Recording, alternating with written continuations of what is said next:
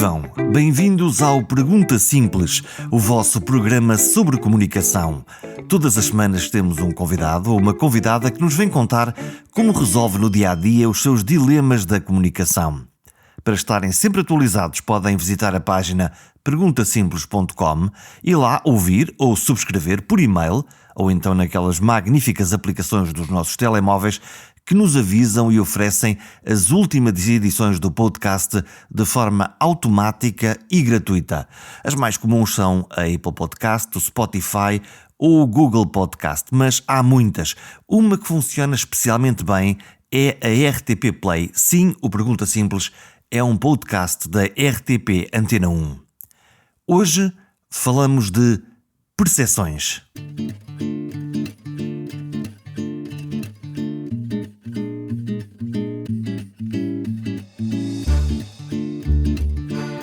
As percepções contam. Contam tanto ou às vezes mais que os factos. Na chamada opinião pública, saber ou não saber é muito pouco relevante. É mais importante a forma como percebemos a realidade do que os factos ou as provas científicas da própria realidade. No fundo, a verdade que conta é a nossa. Não foi sempre assim? E a verdade provada é apenas um condimento para esse julgamento. Pedro Magalhães é um especialista na audição da opinião pública. São sondagens, são estudos de opinião, aquilo que faz no seu dia-a-dia. Mas Pedro é um investigador e um politólogo. Cruza as intenções dos eleitores com as ambições dos políticos, no governo ou na oposição. Muito do seu trabalho é usar um termómetro de perguntas para conhecer as opiniões que todos nós temos sobre os temas relevantes e até sobre aqueles que não parecem tão relevantes. Importa saber se, ultimamente, se tem dedicado mais a fazer perguntas ou a ter que oferecer respostas. Tenho sido muito solicitado, não muito mais do que o costume, mas solicitado para responder a perguntas sobre a evolução da opinião pública, em particular o impacto, obviamente, que a pandemia tem na avaliação do governo, no sentimento das pessoas. Portanto, isso tem sido comum no último ano. Mas, por outro lado, também, como estou ligado como coordenador das sondagens ICS-DISCTE, da nossa parte também tem havido muita discussão entre nós sobre quais são as perguntas que interessam junto da opinião pública. Portanto, faço um pouco das duas coisas. Quais são as perguntas que interessam? Isto é, se não houvesse alguém a fazer as perguntas, a encomendar as perguntas, a saber o que é que quer saber, quais seriam aquelas que escreveria, aquelas que aparecem logo na cabeça e dizem, eu gostava era mesmo de saber isto? Bem, há várias coisas e que vão mudando ao longo do tempo, não é?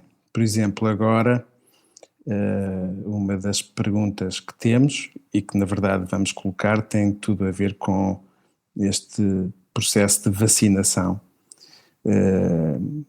Em primeiro lugar, saber até que ponto é que as pessoas estão dispostas a ser vacinadas. Nós sabemos ou temos a ideia de que em Portugal há uma minoria de pessoas que não está disposta a ser vacinada, mas não é isso que se passa em todos os países e para além disso é preciso quantificar. Nós não temos exatamente a ideia de quantas pessoas não estão dispostas a ser vacinadas, mas também como é que estão a avaliar todo o processo, que é um processo complicado, que envolve responsabilidades do governo, mas também envolve responsabilidades da União Europeia. Portanto, isso é um dos próximos grandes temas e, na verdade, dentro de poucas semanas vamos fazer um estudo sobre isso. E as perguntas que se podem fazer é saber está disponível ou não está disponível para ser vacinado? Coisas tão simples como isso? Sim, as perguntas que se fazem nas sondagens têm que ser simples, porque nós temos de garantir que todas as pessoas as compreendem de uma forma que seja inequívoca ou que gere o mínimo de ambiguidade possível. Mas não só se estão dispostas a ser vacinadas, como é que estão a avaliar o processo, quais são as suas expectativas em relação ao futuro. Na verdade, há muitas incertezas em relação às quais, por isso mesmo, as pessoas não têm uma resposta definitiva. Por exemplo, se estas vacinas, até que ponto é que acham que elas vão servir para possíveis variantes, até que ponto é que acham que esta vacinação se vai tornar um fenómeno recorrente, como aliás sucede com outras formas de gripe.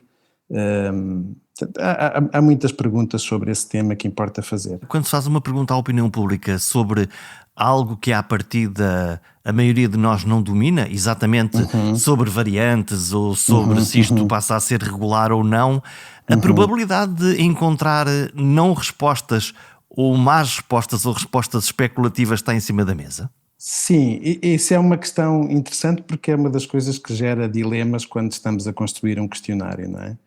Nós próprios e os meios de comunicação social muitas vezes querem saber coisas para as quais as pessoas não têm resposta. Portanto, é preciso ser cauteloso aí em, no fundo, não estar a apanhar muitas vezes opiniões ou percepções ou respostas que estão baseadas em muito pouca informação. Mas do outro lado deste dilema está que mesmo que as pessoas não tenham uma base cognitiva de informação forte para responder a uma pergunta, isso não impede que tenham percepções ou que tenham expectativas. E essas percepções e essas expectativas são importantes, não porque reflitam necessariamente uma qualquer realidade, mas porque refletem um outro tipo de realidade, que é uma realidade subjetiva, que é o que está na cabeça das pessoas e que é importante porque afeta os seus comportamentos. E portanto temos que navegar aqui muitas vezes em relação a estas perguntas, este dilema que é não fazer perguntas em relação às quais aquilo que vamos ter de volta são na verdade aquilo que nós chamamos muitas vezes não atitudes, ou seja, são coisas que as pessoas dizem quando são confrontadas com uma pergunta porque têm que dizer alguma coisa, mas por outro lado também queremos que as expectativas das pessoas, as suas percepções, independentemente de qualquer base que possam ter em conhecimento ou na realidade, é importante medi-las. Na verdade, quando nós, por exemplo, em perguntas muito mais convencionais, perguntamos às pessoas como é que acham que a economia do país evoluiu no último ano, até aí, onde estaríamos a falar de uma realidade mais próxima da vida das pessoas, porque no seu dia-a-dia, na sua vida, sentem o impacto das mudanças económicas, a verdade é que muitas dessas percepções são mediadas, são criadas pela comunicação social, são criadas por informação a que as pessoas acedem, independentemente da base de realidade que essa informação tenha. E mesmo assim, essas percepções são importantes porque afetam o comportamento das pessoas, afetam, por exemplo, sabemos muito sobre a economia, em que partido votam numa eleição, afetam como tomam decisões sobre a sua própria vida para o futuro. E portanto é isso. A pergunta é interessante, repito, porque convoca um problema com que nós nos sentimos confrontados diariamente, que é importante medir percepções, independentemente da sua ligação à realidade, mas também é importante não colocar perguntas em relação às quais venha uma resposta que, se nós fizéssemos a pergunta 5 minutos depois, a resposta fosse diferente. E essas percepções servem para quê? O que é que fazemos com elas? Como eu dizia há pouco, aquilo que as pessoas julgam saber, ou aquilo que julgam que se passa no mundo à sua volta, pode estar errado, pode não corresponder à realidade, sempre que essas percepções podem ser confrontadas com os factos, o que muitas vezes também não é fácil, mas não deixam de afetar os seus comportamentos. Há um caso aqui, de uma matéria que eu, aliás, tenho estudado algumas vezes, que é, por exemplo, a confiança que as pessoas têm no sistema judicial, ou a confiança que as pessoas têm na justiça. Geralmente os operadores da justiça, em relação a estes dados, sentem sempre uma frustração, porque dizem sempre, na verdade, as pessoas desconfiam muito da justiça, acham que a justiça é lenta, acham que a justiça é ineficaz, mas isso não corresponde aos dados que nós temos, não corresponde ao verdadeiro funcionamento do sistema judicial. E eu nem sequer quero entrar nessa discussão. A única coisa que eu quero dizer é que o facto de, numa sociedade, se sentir que a justiça é lenta ou que a justiça não merece confiança, ou que a justiça é ineficaz, independentemente de ser verdade ou não, tem um efeito no seu comportamento. Se eu achar que a justiça é ineficaz e que a justiça não funciona e que os tribunais não respondem, eu vou agir nas relações económicas, nas relações sociais, de uma determinada forma que é diferente daquela que se eu achasse que a justiça funcionava e que a justiça fosse rápida. Portanto, as percepções são importantes e precisamos de ter meios para as medir, quanto mais não seja para, não estou a dizer que isso seja o caso do exemplo que dei, mas quanto mais não seja para podermos agir sobre essas percepções, confrontando-as com a realidade e eventualmente mudá-las, se de facto as percepções foram muito diferentes dos factos. Há uma coisa que mudou definitivamente a nossa vida e é um facto, chama-se Covid-19, é uma pandemia. E eu, olhando para o fenómeno precisamente das percepções, o que é que diz o termómetro? Estamos a ficar cansados? Esta minha percepção cumpre-se na realidade? Há dias, naquele programa do Ricardo Araújo Pereira, ele recordava um resultado de uma sondagem, porque foi uma sondagem que nós fizemos em que há cerca de um ano, quase exatamente há um ano, perguntávamos às pessoas quando é que achavam que podiam voltar à vida normal. E ele assinalava com muita graça que só 4% dos que responderam à sondagem nessa altura achavam que podiam, só para mais de um ano depois é que regressariam à vida normal.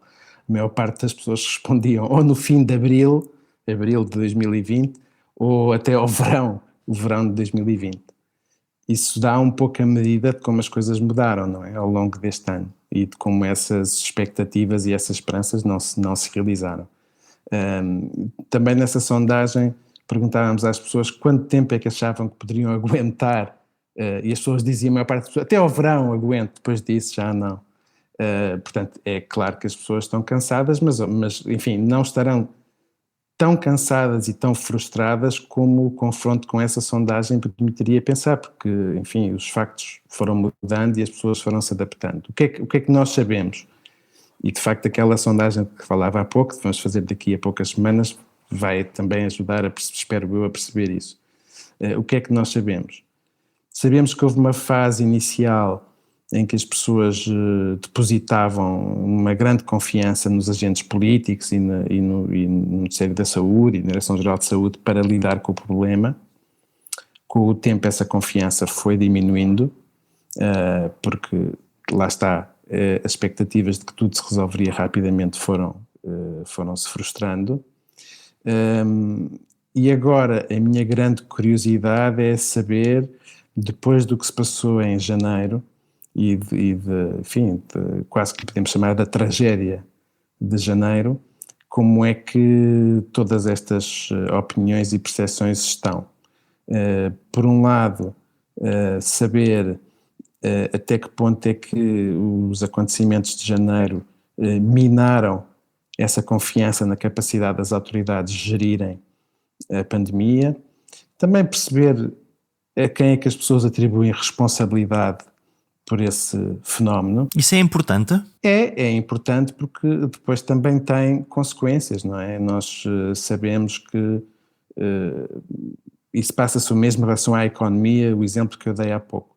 Uma coisa é os dados da realidade se deteriorarem e poderem, como eu dizia há pouco, minar a confiança, diminuir o apoio a quem tem responsabilidades políticas. Mas isso depende de a essas autoridades ser atribuída responsabilidade por aquilo que se passou.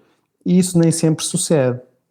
Nós sabemos, por exemplo, e volto ao exemplo da economia, que os dados da economia podem piorar, mas que a opinião das pessoas sobre quem governa pode não piorar na mesma proporção, porque podem achar que os desenvolvimentos da economia têm outros responsáveis, a economia internacional, a União Europeia, etc, etc. O que significa que, por exemplo, quando nós olhamos para a crise pandémica, nós olhamos para janeiro com o número de casos para a nossa terceira onda, que foi a mais grave de todas, e podemos achar que Foi uma coisa que nos aconteceu como aconteceu aos outros, ou que aconteceu aqui pior ou melhor em função de uma responsabilidade política das autoridades ou do setor da saúde? Enfim, podemos atribuir essa responsabilidade, perceber que ela é um fator externo ou simplesmente sermos indiferentes a isto? É difícil sermos indiferentes. Claro, continuamos no fundo um bocadinho no mesmo tema, que é o tema das realidades, entre aspas, e das percepções. Uma coisa é o que é indesmentível, que foi o desenvolvimento terrível que a pandemia teve em janeiro. Outra coisa é a minha percepção sobre de quem são as responsabilidades desse fenómeno. Eu posso achar que foi por decisões dos agentes políticos, por exemplo, aquela questão de se ter relaxado por volta do Natal e do Ano Novo algumas das restrições, mas também posso achar que este desenvolvimento é completamente independente disso, que não teve nada a ver com isso, que foi um fenómeno parecido com o que se passou noutros países. Ou posso achar que a grande responsabilidade não foi de quem tomou decisões, mas foi dos cidadãos em geral. As pessoas olham para os mesmos factos com lentes diferentes que têm a ver com as suas predisposições. Nós, por exemplo, quando, e acontece muito nos inquéritos que fazemos, basta fazer o cruzamento de opinião sobre um facto qualquer com a simpatia partidária ou com o posicionamento ideológico das pessoas e vemos logo diferenças enormes. O meu clube versus o teu. E no fundo as pessoas não partem para, quando respondem a estas perguntas e quando são no fundo chamadas a pensar sobre uma série de desenvolvimentos na economia, na saúde, seja onde for, não partem do zero, não são, partem com predisposições, com ideias, com maneiras de olhar para o mundo que os faz interpretá-lo de maneiras diferentes. Isso é muito, muito comum. Imagino que para um dirigente político, seja muito difícil integrar um povo que ora diz vamos todos para casa confinar porque isto está uma desgraça, vamos todos para fora de casa que os números agora já não justificam e há que salvar a economia. Isto é quase uma bipolaridade ou faz parte do mundo real em que nós vivemos, que queremos respostas rápidas, simples e quantas vezes erradas?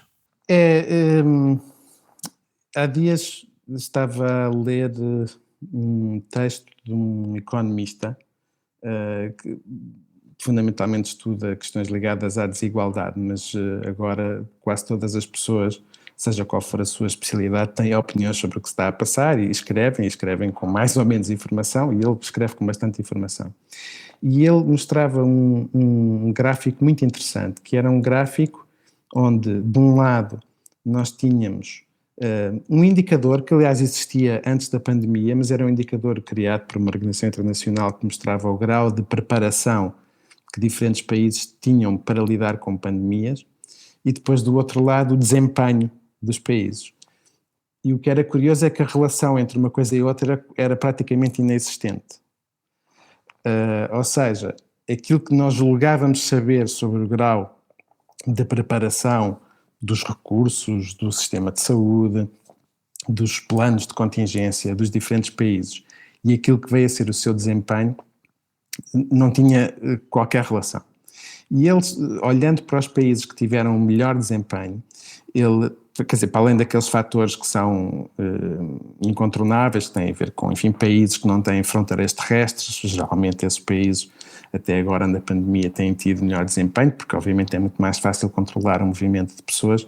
Ele especulava que um dos fatores que pode estar por trás do sucesso é, isto entre aspas, a paciência da população. Ou seja, a capacidade para não querer respostas imediatas.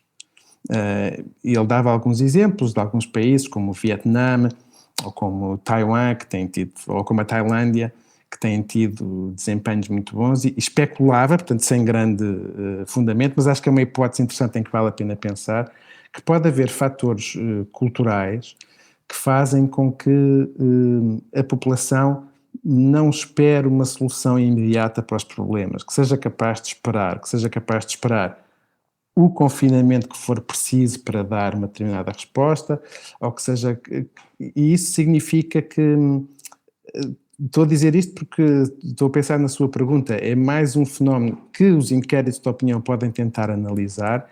Quais são as predisposições culturais das pessoas que as podem fazer tornar mais tolerantes à ideia de que os problemas não têm necessariamente de ter uma resposta imediata, não têm de ter o zigue-zague que as respostas em muitas democracias ocidentais à pandemia tiveram, de confinamento, depois abertura, e isso acho que é uma ideia interessante em que vale a pena pensar e vale a pena investigar. O que é certo, e o Pedro estudou e deu aulas nos Estados Unidos, e isso permite-me fazer exatamente essa passagem para aquilo que é a recompensa imediata, direta e simples dos problemas. Trump nos Estados Unidos, Salvini em Itália, aqui em Portugal o fenómeno chega também. Os populismos estão a nascer, sempre existiram, ou serão um epifenómeno de que não falaremos daqui a um par de anos? Porque eles estão a nascer neste caldo, certo? Sim, mas neste caldo muito anterior à pandemia, não é? Aceleraram agora? Não é claro que tenham acelerado. Não é evidente que a pandemia esteja a jogar aqui um papel importante, seja de acelerar o crescimento destes partidos, seja a diminuir. Eu acho que vai depender muito de fatores nacionais específicos sobre os quais é muito difícil fazer teorias que se apliquem a todos os países. Eu acho que, enfim, esta discussão da origem dos populismos dava-nos para várias horas de discussão, de conversa, mas eu diria que talvez o fundamental é a ideia de que as liberais, como nós as conhecemos e que no fundo triunfaram ao longo do século XX, e Portugal foi um dos países que aliás iniciou uma vaga de democratização que depois se estendeu à Europa de Leste, trouxe muitas coisas positivas, mas também trouxe expectativas que não foram satisfeitas. E nós sabemos que em muitos países e em vários segmentos da população a ideia de que não são representados, a ideia de que nós temos eleições sucessivas com diferentes partidos que ganham, mas as políticas parecem muito parecidas. A ideia de que entre os partidos, digamos, mainstream, de centro-esquerda e de centro-direita, não há grandes diferenças, e não há grandes diferenças porque aquilo que acabam por fazer quando chegam ao poder é muito condicionado por fatores económicos que não controlam, é muito condicionado por interdependências políticas, particular na União Europeia, mas não só, que limitam a margem de manobra dos governos. Portanto, essa ideia é uma ideia que se espalhou e que é generalizada, essa frustração com a falta de representação política dos diferentes interesses e diferentes ideias. Esta ideia de que quem está no poder não me representa verdadeiramente. Portanto, os movimentos populistas vão ganhando campo naqueles que se sentem excluídos por quem está a governar ou por quem está a decidir? Nós sabemos que isso é uma das características dos eleitores, das pessoas que votam em partidos dessa natureza. É a sensação de que não são genuinamente representados. E, no fundo, o que esses partidos vêm oferecer, e vêm oferecer de formas diferentes em cada país, porque os temas que sentem poder usar para mobilizar as pessoas não são sempre os mesmos. Por exemplo, em Portugal, o tema da imigração, ao contrário do que sucede com outros países europeus, da imigração e dos refugiados, não é um tema que tenha grande tração, mas há outros temas que têm essa tração. Mas por trás disto é esta ideia de que as democracias ocidentais representam um sistema que, em vez de ser genuinamente representativo, sistematicamente exclui uns interesses em favor de outros. E nós sabemos, infelizmente, que isso em parte é verdade. Quer dizer, nós sabemos que, por exemplo, há muita investigação nos Estados Unidos e começa a haver na Europa que mostra isto, que os interesses das pessoas com maiores níveis de rendimento, com maiores níveis de instrução, são sistematicamente mais bem representados nas decisões políticas do que outros. Agora, isto é uma frase do Cas Mudde, que é uma pessoa que estuda muito estas coisas e a que eu recorro muitas vezes porque me parece uma frase muito feliz. No fundo, as perguntas, as questões que os partidos populistas colocam são boas questões, as respostas é que não são boas respostas. Mas as perguntas são boas, e são boas porque tudo aquilo que a ciência política sabe sobre os déficits de representação nas democracias ocidentais tem de facto aderência a esse discurso, a essas preocupações e a essas dúvidas. Teríamos talvez de encontrar respostas que não fossem elas próprias, quando são aplicadas, ainda mais discriminatórias e ainda mais iliberais do que os próprios problemas que as democracias liberais têm. Se nós olharmos para as trends políticas, das mensagens políticas que aí estão a emergir e que nos podem condicionar a vida de todos nos próximos tempos, é possível observar algumas coisas que tenha a percepção que esteja aí a emergir e que nós tenhamos que olhar com atenção? Estou a pensar, por exemplo, normalmente quando temos uma crise social, neste caso temos uma crise sanitária, teremos uma crise social e não é preciso fazer nenhum número de magia para perceber que a seguir vem uma crise económica e depois vem uma política, porque normalmente há aqui este dominó que acontece. Bem, eu hesito muito em fazer projeções, mas vamos para o futuro e grandes previsões, mas vamos... Porquê? No fundo... Não, porque...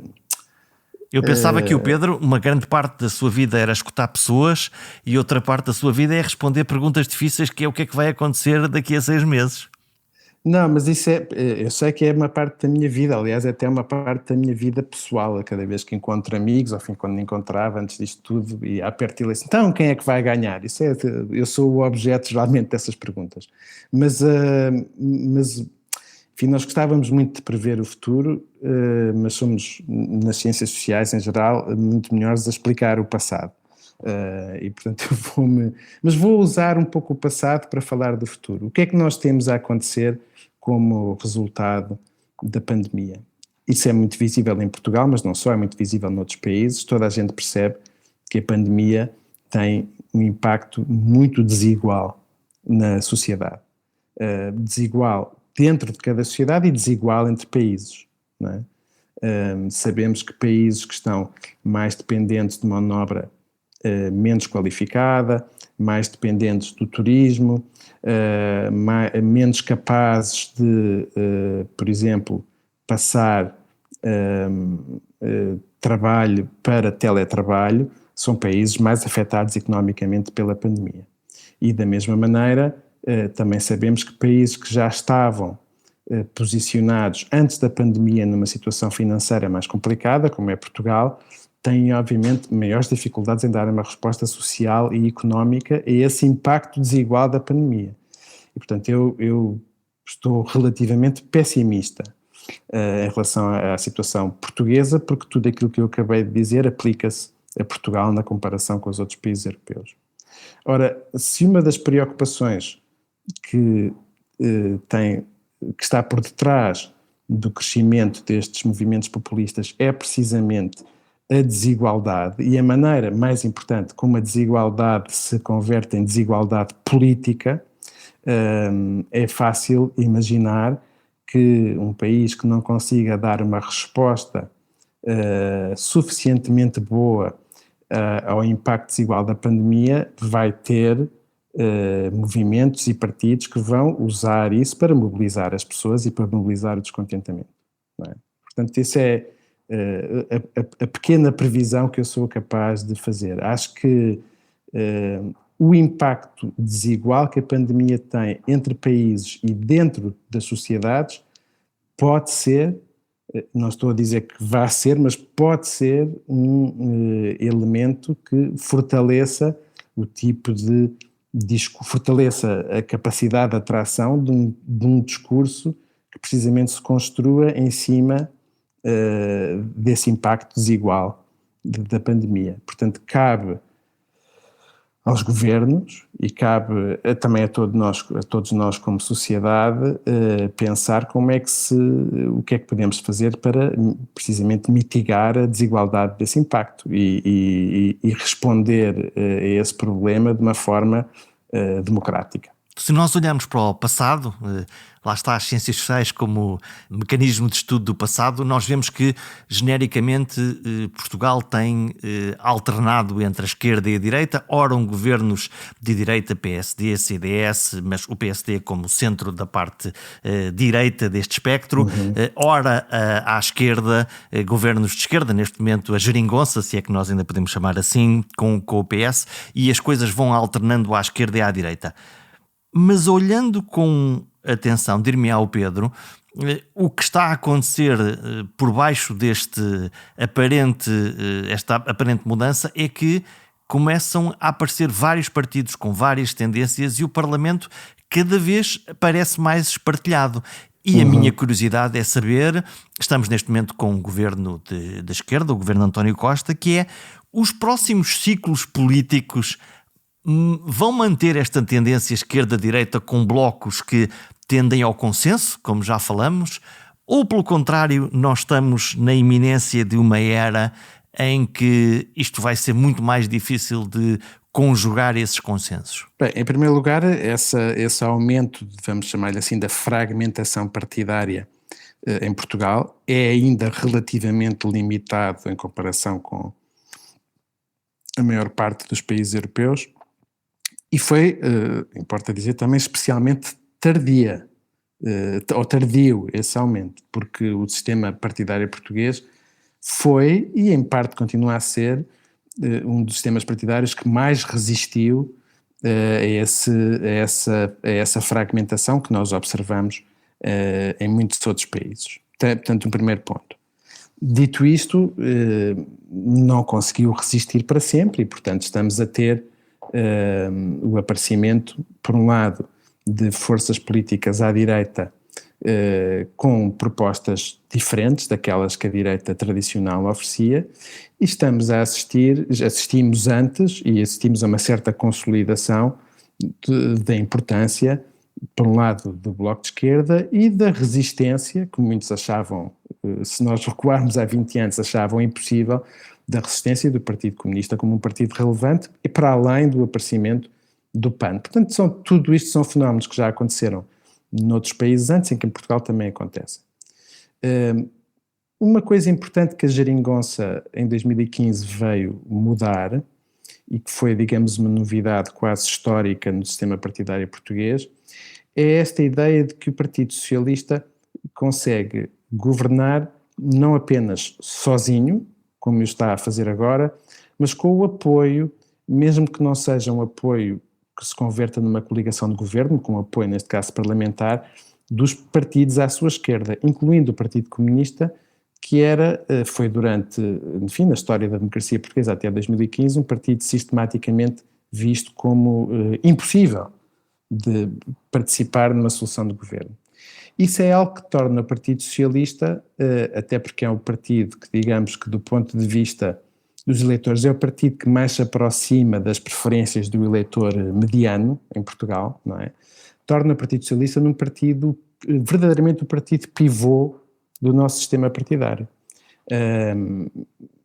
E isso, no fundo, ajuda a perceber e ajuda a antecipar que o Partido Comunista tem uma posição, o Partido Socialista tem uma posição que não é dominante, porque dominante implicaria pensarmos numa coisa como se fosse no México, nos tempos do PRI, não é isso, mas é um partido que tem, como eu dizia, a posição central, estratégica no sistema partidário português. Agora, isso não implica, como também não implica noutros sistemas, que o Partido Socialista continue no governo indefinidamente. E aquilo que nós estamos a assistir, e que também já vimos em muitos outros sistemas, em muitos outros países, é que à medida que a direita começa a ter protagonistas mais radicais, os partidos de centro-direita são tentados, porque, enfim, se não o fizerem, vêm-se excluídos para sempre de qualquer solução de poder, são tentados a procurar entendimentos com esses partidos, seja entendimentos como aqueles que temos, por exemplo, nos Açores, seja a procurar captar o eleitorado desses partidos adotando um discurso parecido. Então as eleições não se ganham ao centro? As eleições, cada vez menos, quando há eleitores quando a dispersão dos eleitores aumenta, é mais difícil ganhar eleições ao centro e passa tudo a ter uma geometria mais variável. Nós temos assistido à participação em vários países europeus de partidos da direita radical em soluções de governo, precisamente porque os partidos de centro-direita, quando são colocados nesta situação de maior fragmentação parlamentar, se não encontrarem forma de se entender com esses partidos, vêm-se excluídos da governação para sempre. E quando aquilo que nós sabemos é que, independentemente das preocupações que há e possa haver com o radicalismo desses partidos, certas coisas que se dizem e posições que se tomam a dizer nunca será possível juntarmos a esses partidos, quando chega ao dia das eleições e quando a configuração do Parlamento exige que uma solução de governo passe por esses partidos, ela geralmente passa. Portanto, uma coisa é a retórica comunicacional, outra coisa depois é o pragmatismo da necessidade de conseguir suporte e apoio parlamentar para uma construção qualquer governativa. Exatamente, é isso mesmo. Os novos eleitores querem mesmo ser ouvidos ou a abstenção é um caminho tão legítimo como outro qualquer para existirem pessoas que não querem participar? Porque os números são elevados. Claro que a abstenção é um caminho legítimo, mas também temos de perceber de onde é que vem essa abstenção. A abstenção, por um lado, vem de fenómenos que são muito difíceis de mudar e que têm a ver com o ciclo de vida das pessoas, não é? Nós sabemos que os jovens, em todo o mundo, não apenas em Portugal, tendem a votar muito menos nas eleições do que os seus concidadãos mais velhos. Que significa que o sistema tem um problema? Bem, vamos ver, em parte não, porque o facto disto se reproduzir em todos os países significa que há aqui qualquer coisa que é, de alguma forma, quase inevitável. Eu falava há bocadinho da ideia do ciclo de vida, não é? Nós vivemos em sociedades em que a chegada à idade adulta, muitas vezes por boas razões, mas é cada vez mais tardia. As pessoas estudam mais, ficam mais tempo na escola, casam mais tarde, formam família mais tarde, muitas vezes muitíssimo tarde, e isso não é bom, mas é natural que quem não vive sozinho, quem não paga impostos, quem está a estudar e não trabalha, olhe para a vida política com menos interesse, porque aquilo que está a ser discutido e as grandes decisões têm menor impacto sobre a sua vida. E, portanto, há um certo adiamento da idade adulta, que significa um certo adiamento também da entrada plena, digamos, na arena eleitoral e na vida política. Agora, isso é um lado. O outro lado, e é um lado que é, digamos, previsível, normal e que acontece em muitos outros países e que é um padrão quase permanente em qualquer democracia. Dito isto, nós, quando olhamos para o tipo de fenómenos que estão correlacionados com a abstenção, vão desaparecendo algumas preocupações. Por exemplo, hoje em dia, a relação entre a instrução e o rendimento e a abstenção é mais forte do que alguma vez foi, na base dos dados que nós temos. O que me faz voltar a uma das coisas que já falámos aqui.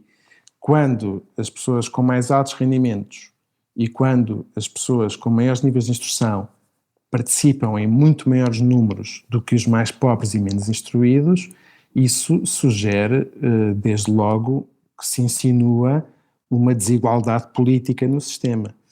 Que não é formal, obviamente, porque todas as pessoas com 18 ou mais anos têm direito de votar, mas é substantiva. Então há uma forma de exclusão daqueles que são mais pobres ou que têm mais dificuldades. Que é uma autoexclusão, mas que também não é, porque repare, e por isso mesmo volto àquilo que dizia há pouco. Quando a agenda política está dominada por temas que não interessam nem aos menos instruídos, nem aos mais pobres, nem aos mais jovens, é perfeitamente natural que uns e outros sintam que aquilo que está em jogo na eleição é menos importante para eles. Uma reação possível é precisamente saírem do sistema. E isto é uma coisa que está muito estudada, mais uma vez volto a mencionar os Estados Unidos, porque é de facto onde há mais investigação em ciência política. É quase uma espiral imparável e que só grandes mudanças políticas conseguem travar, que é quando o sistema e as políticas públicas sistematicamente servem os interesses de quem tem mais recursos, quando a agenda política está dominada pelos temas e as preocupações de quem tem mais recursos, aqueles que estão no lado desfavorecido desta equação tendem a sair do sistema, tendem a desinteressar-se, tendem a achar que aquilo que está em jogo não tem a ver com eles. Mas porquê é que eu falo em espiral? Porque essa menor participação tem depois como consequência que quem governa conta menos com os interesses dessas pessoas que votam menos. Quem responde às preocupações da opinião pública, porque quer ser reeleito, não pensa em toda a opinião pública, pensa numa parte dela. E por isso é que esta espiral é uma espiral que importa quebrar. E que em Portugal é muito provável, isto começa a ser investigado, tenha também uma dimensão territorial importante.